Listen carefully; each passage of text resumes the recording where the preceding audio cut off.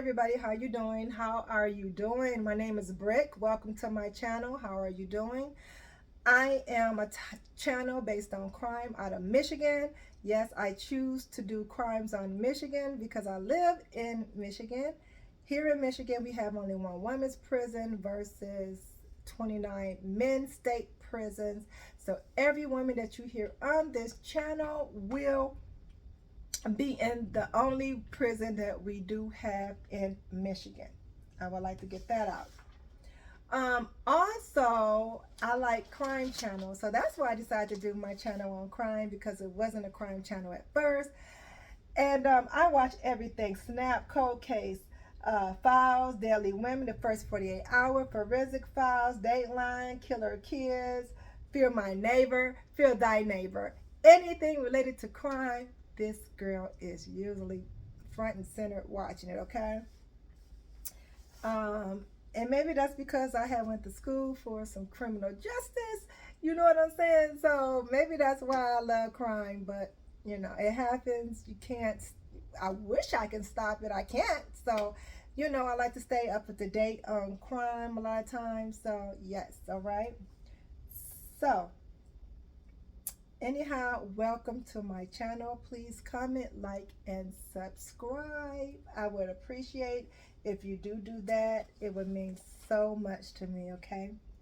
So we're talking about today a case that happened in Michigan. It happened at Martin Luther King Apartments on Detroit East Side. Very familiar with those apartments. I used to go get my hair braided there. So I'm very familiar with those apartments. So it really breaks my heart to hear about something, you know, that happened so close to me once upon a time when I used to be there. So anyhow, this is AKA about Freezer Mom. Her name is Mitchelle Blair, who had 4 children, who killed 2 of her children. She abused, tortured, and ultimately killed 2 of her children, okay? So let's talk about the events that led up to these 2 poor children's deaths. I am having a little wine today. I'm unwinding with crime. This is a heavy topic, and you might want to go get you a glass of wine too. Okay. So Mitchelle Blair lived in these low-income apartments, and she used to use drugs. She used to drink alcohol, to the point that she used to also use her children's benefits for these purchases. So they was not eating properly. They were malnutritious. Yeah, I said it right there. Malnutritious. She used to starve them by giving them a lot of canned potatoes for breakfast, for dinner, instead of buying food. Very sad case. She used to abuse them. You know, her oldest daughter speaks about how she had hit her in the face with a curling iron before, breaking her tooth, and having her cover up what happened by saying that her younger brother did it. You know, hit her in the mouth with a toy when it was questioned by her auntie who came over to visit. She kept the fathers away. She did not have them in their lives, or allowed them to be in their lives, because she said that they basically was not doing the things that she wanted, felt that they should have done, as far as taking care of her children monetarily. So they was not permitted to come around to see their children. So she pretty much tried to keep things, you know, under the rug. She would whoop or beat her children, I should say, on their back primarily, so that they wouldn't show signs of bruises when they went to school and everything. So one day she came home and seen her youngest son. She had 4 children. Let me get to their ages first.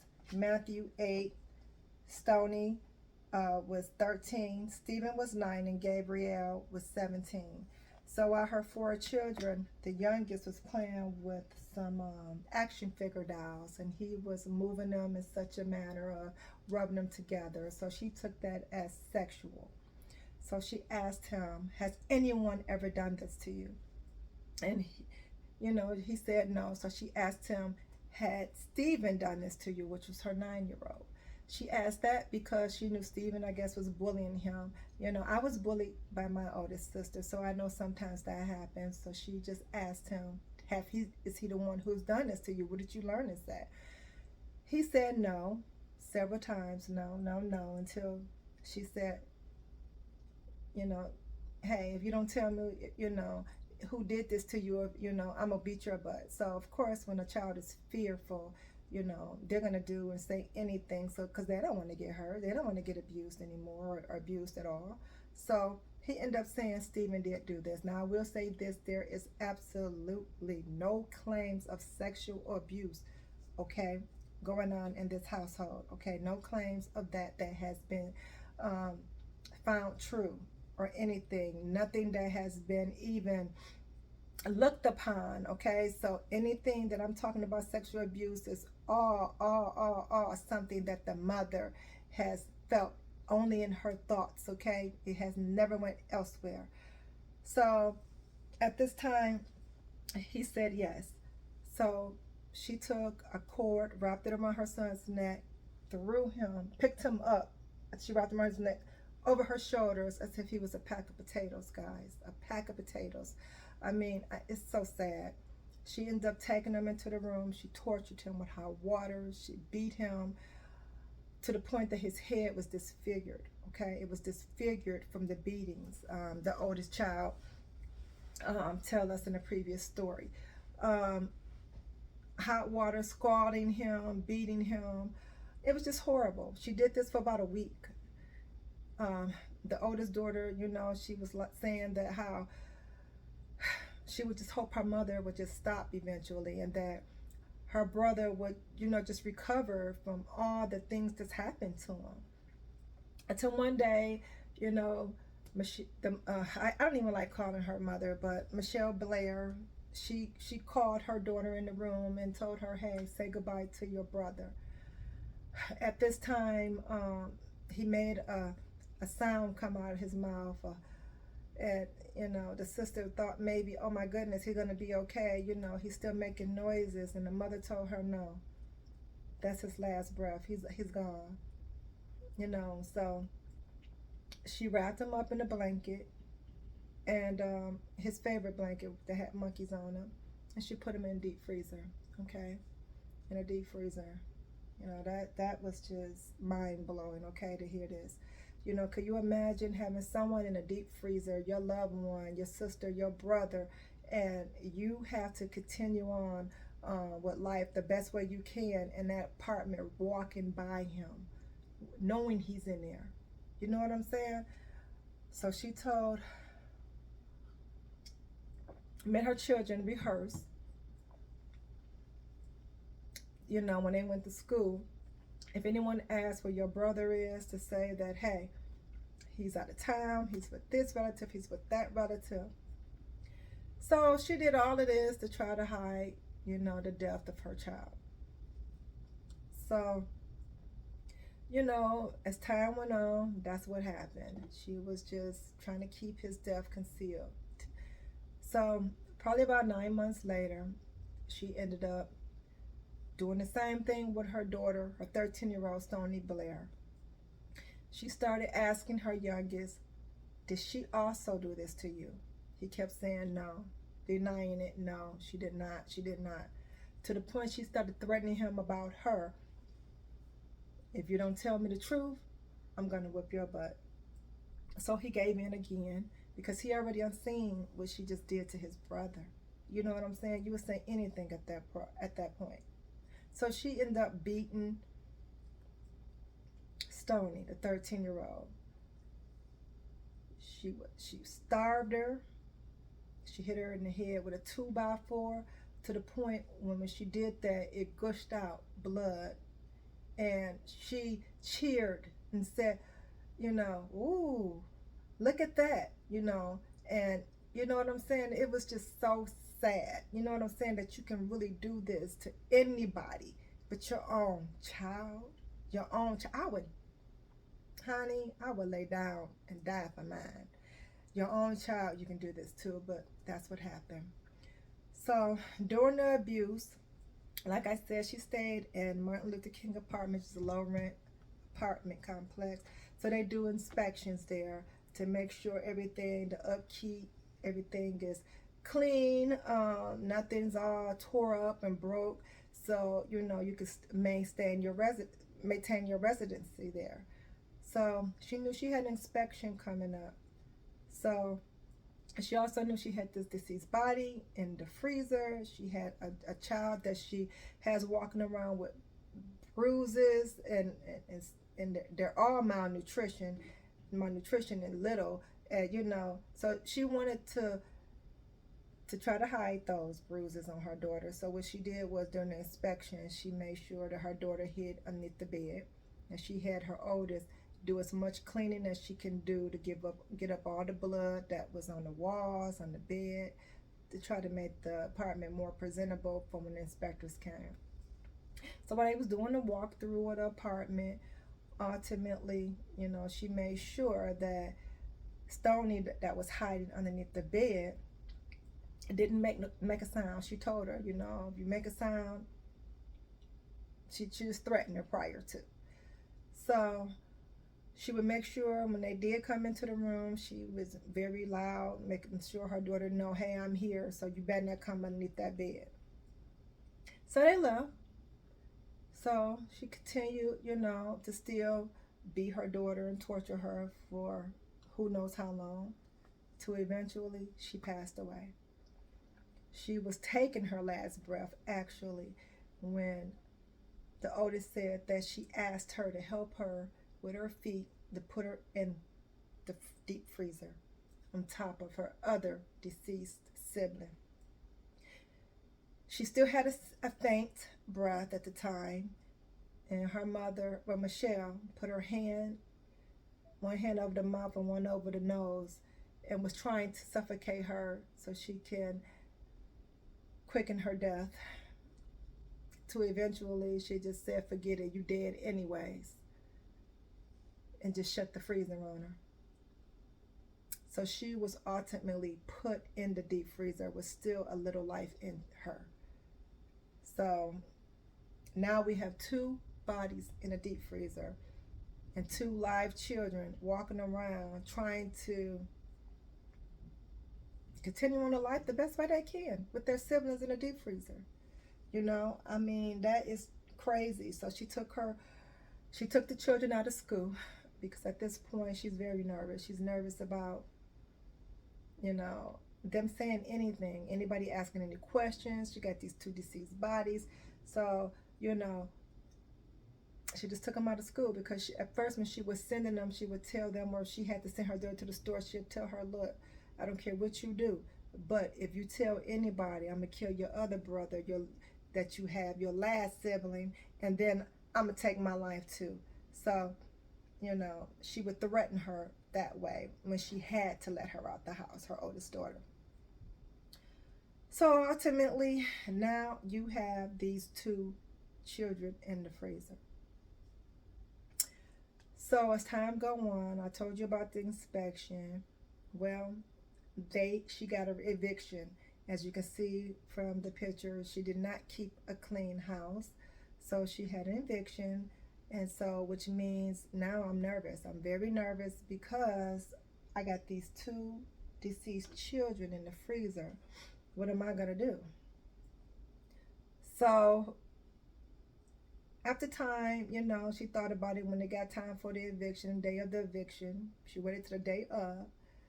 She ended up taking her 2 children to a neighbor. And she ended up explaining to the neighbor how she has killed her other 2 children. And that how, you know, they were in a deep freezer and she wanted these 2 children to stay over there to her apartment because she watched them. And she said yes. So the police was called. I'm pretty sure the neighbor called the police. And basically the police came and arrested Mitchelle Blair and the children, her 2 surviving children, which was Matthew, the youngest, and the Otis, which was 17 at the time, were then rescued. Okay, so the 2 children that she killed were the middle children. just a really sad case that hit Detroit. Um, I tell you, very sad. So the auntie ended up taking custody of her 8-year-old, which was great. Like I said, Gabrielle was 17 at the time, so she was pretty much what she wanted to do as far as who she wanted to live with. So she stayed with the auntie too, but the youngest, she ended up getting, guardian custody or whatever of him. So, which was great. So the two surviving children did stay together, after this, because that's all they got right now. That's all they have is each other. So that was very important. They were buried together at Greater Grace Funeral Home on the Detroit East Side. Basically, very sad funeral. I think everybody came out that could to attend that funeral. The children, the surviving children, did not attend for probably obvious reasons, but definitely they had a double funeral. So yes, very sad case that happened in Detroit. Mitchelle Blair does have life. I'm going to show you her Otis. Okay, so yes, excuse me, my throat is just irritating me today. Otis stands for Offender Online Tracking Information Center of System. Offender Online Tracking System. So basically just tells you what they're in for, how long they got, and as you can see, she has life. Yes, she does have a life sentence, meaning she will never get out. She will die in Huron Valley Prison. That's what that means. So, that being said, she had showed no remorse, at her court hearings, at all, stating that she had no regression, that she would do it again if she could. Still trying to say that her youngest child was sexually abused and that she was sexually abused in her younger days, and that she would not allow that to happen to her child. But she felt the need and felt that, oh my goodness, this noise from this device. She felt that killing two of her children was I don't know, punishment, or I don't know what she thought, but come on now, we know good and well that that was very, very excessive. And even if it did happen, which there is no allegement of these children being sexually abused, then, therapy, anything, sometimes, things like that are learned behaviors anyhow. So you need to find out if it did happen, who touched these children, probably. But instead, she resorted in killing her children, which is a no-no. So if you want any more information on this story, you can find out the story. It's called Evil Lives Here. I will put in the description box, but Evil Lives Here. This is with her oldest daughter, Gabrielle. She tells you how all the events unfolded and all the things she's been through with her mother. I Made It Out Alive. It's season 13, episode 2. Season 13, episode 2. But, very interesting, sad tale of events that happened, concerning this family. From what I hear now, her surviving children I hear now are, thriving and are trying to live life the best that they can through all that they've been through, but are overall doing well, which I am so happy that to hear that, So basically, check out the video for yourself. The series or whatever is a good series to tell you about a lot of events that happen everywhere, as far as around the world, different crime events.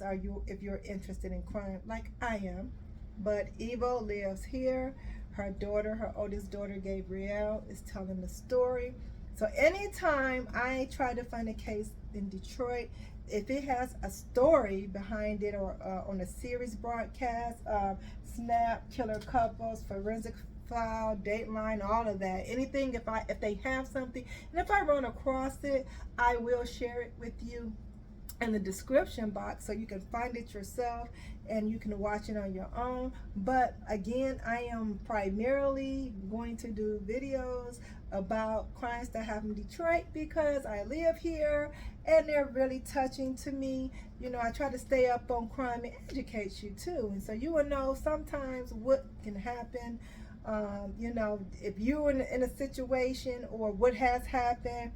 So, you know, looking at crime stories can also, you know, save your life the way I look at it, because I've learned a lot about things that, oh my goodness, things that I would do, I wouldn't do, as far as from what I can see.